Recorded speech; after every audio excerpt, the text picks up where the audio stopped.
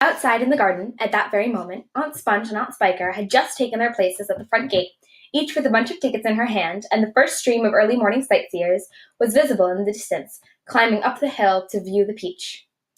"We shall make a fortune today," Aunt Spiker was saying. "Just look at all those people."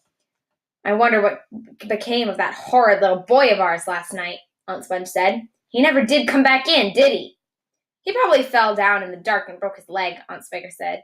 "Or his neck, maybe," Aunt Sponge said hopefully.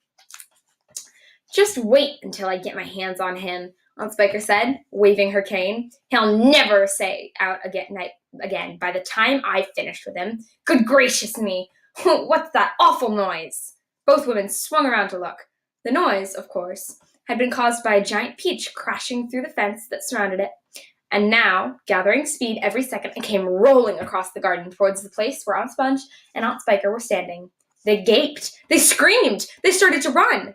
They panicked. They both got in each other's way. They began pushing and jostling, and each of them was shrinking, thinking only about to save herself.